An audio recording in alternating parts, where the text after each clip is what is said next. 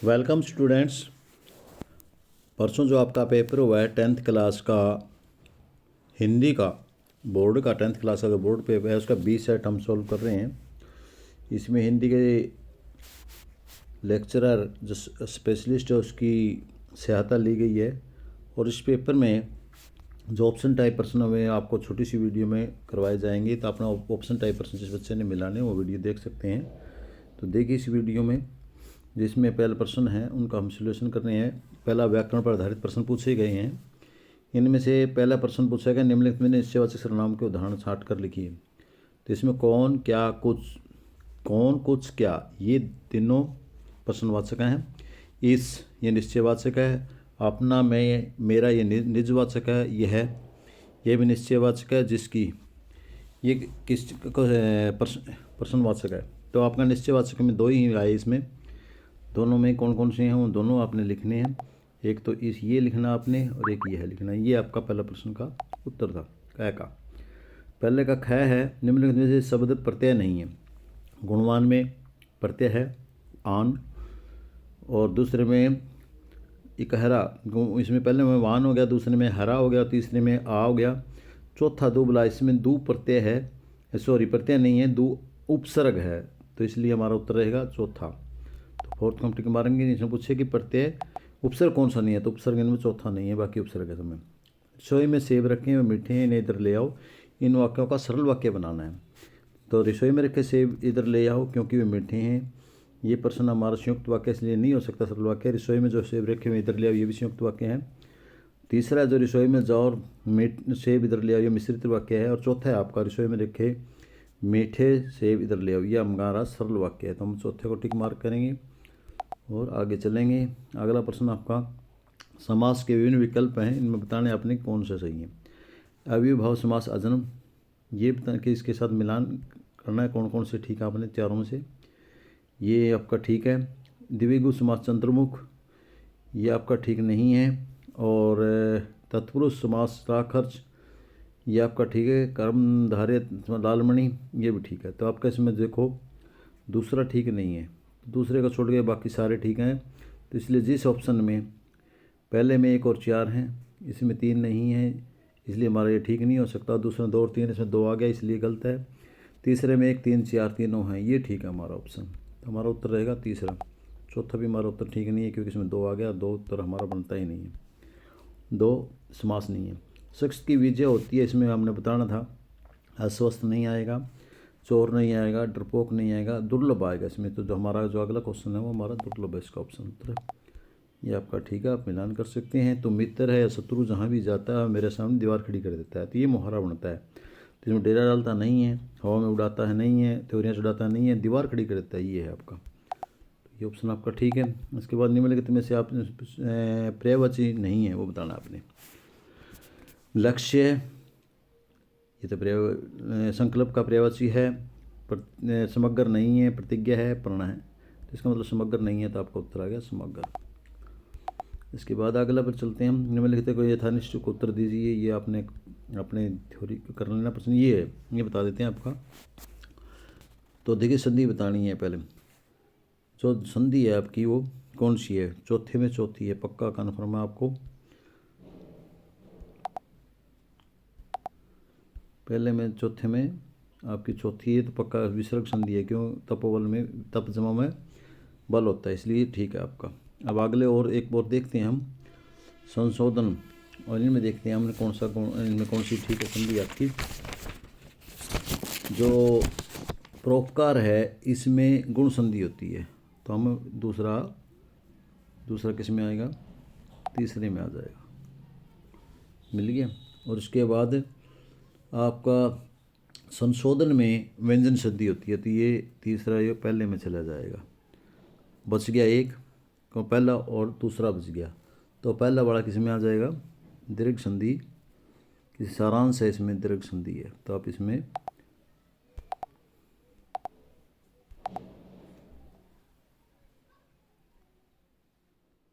दीर्घ संधि ये आपके ऑप्शन बनते हैं। तो इसमें हमने देखना क्या है कि ऑप्शन देखते हैं। ऑप्शन क्या क्या है आपके। पहला है, पहला के सामने हमें चौथे के सामने चौथा चाहिए, चौथे के बराबर चौथा है दो में, पहले में और दूसरे में। इसका मतलब हमारा उत्तर तीसरा और चौथा तो हो नहीं सकता, पहला और दूसरा है। इसमें से एक और देखना हमने, पहले में एक के सामने दो आना चाहिए, एक के सामने दो आता है, कौन से में? पहले में तो एक के सामने एक, दूसरे में तो, इसलिए हमारा उत्तर दूसरा होगा। ये मिलान वाला हमारा सही है।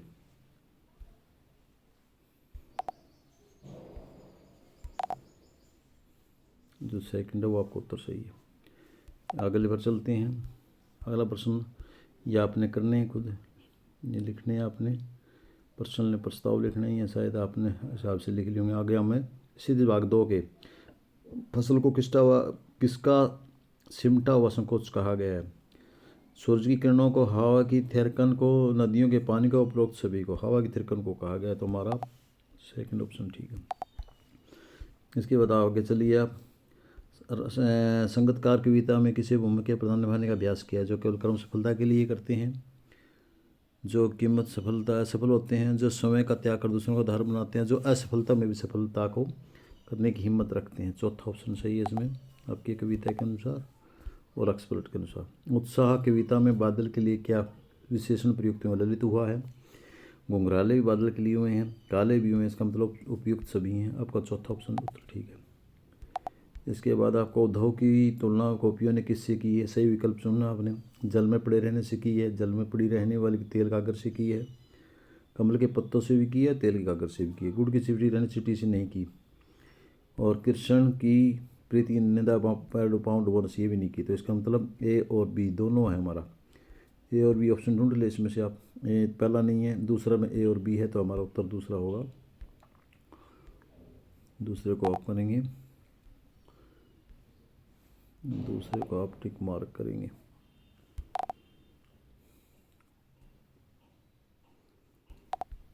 इसके बाद अगला, आत्मकथा कविता में कवि के जीवन की विडंबना क्या? जीवन का सरल, मित्रों का धोखाबाज देना, मित्रों का आत्मकथा लिखने को कहना, उपयुक्त सभी। ये कौन सा आएगा आपका? आत्मकथा कविता में कवि ने जीवन की विडंबना, मित्रों को धोखा दिया जाना, इससे कहा है, तो हमारा उत्तर सेकंड ठीक है। अगला हमारा आएगा, कवि ने कविता के शीर्षक नहीं रखा है, इसे फागुन का सौंदर्य प्रकृति में नहीं समारा। कवि को प्राकृतिक लग रहा है, कवि कल्पना लग रहा है, कवि का आसमान लग रहा है, कवि को प्राकृतिक लग रहा है, तो हमारा सेकंड उत्तर होगा इसका। आगे देखें, क्षितिज भाग 2 से ये पैरा है आपका प्रश्न उत्तर है। इसमें से प्रश्न छांटने, ये पोएम के अनुसार आप छांटेंगे। मैं ऑप्शन टाइप बता रहा हूँ, ये आ गया आपका 9वां प्रश्न। लखनऊ स्टेशन पर खीरा बेचने वाले को ग्राहकों के बारे में कौन सी बात पता चली है? कि वे तेजा और रसीला खरीदते हैं, ये पता चला। तो ये आएगा हमारा, उनमें खीरे धोकर खाते हैं, तौलिए पर रख करते हैं, वे खीरे मसाला लगाते हैं, सब कुछ नहीं। फोर्थ है, गया है धत पगली तू भारत तन को, सहनाइयों पे मिला है लुंगिया पे नाही। इस कथन के आधार पर बिस्मिल्लाह खान के बारे में कौन सी बात कही जा सकती है? वे हाजिर जवाब और कुछ मिजाज जानते नहीं, वे कपड़ों से ज़्यादा ध्यान भारत रत्न को देते थे नहीं, वे बहुत जल्दी क्रोधित और नाराज होते नहीं, वे कला पर गर्व करते थे और उसे बेचते नहीं थे। यही ऑप्शन है इसका। इसके बाद अगला प्रश्न देखते हैं। सिद्धार्थ ने आज 25वीं शताब्दी में घर के लिए त्याग कर दिया, तो तृष्णा के वशीभूत लड़ती करती मानवता सुख के लिए उन्होंने घर का त्याग किया था। संसार के विजय पाने के लिए नहीं किया, घर में सम्मान प्राप्त करने के लिए नहीं किया, मजदूरों को सुखी देखने के लिए, पूरा करने के लिए किया था। हमारा ऑप्शन ए है, एक को टिक मार्क करो, अपना प्रश्न मिलाओ। नेताजी का चश्मा, ये पाठ है, पाठ के आधार पर इस बेचारे की दुकान ही भी नहीं में हवलदार साहब की कौन सी भावना व्यक्ति की है? आघात और भय, लज्जा और शोक, आश्चर्य और दुख, निराशा और विरोध। आश्चर्य और दुख का किया गया, आश्चर्य भी आता है और दुख भी आता है। इसके बाद बाल गोविंद भगत जी के गले में पड़ी हुई बेडोल माला किससे बनी थी? मोतियों से, तुलसी की जड़ों से, फूलों से, धातु से। अकॉर्डिंग टू बुक तुलसी की जड़ों से बनी हुई थी। माँ का निहायत असहाय मजदूर से लिपटा त्याग किसका आदर्श नहीं? मनुष्य का। लेखक की बहन सुशीला का, लेखिका के भाइयों का, लेखिका का, लेखक के पिता का। अकॉर्डिंग टू बुक लेखिका के पिता का। तो ये आपका ऑप्शन था। क्षितिज भाग 2,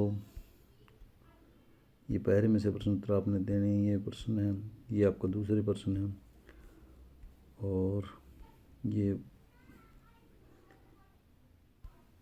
इसी के साथ आपका ख़त्म होता है पाठ, प्रश्न ख़त्म होता है। ठीक है।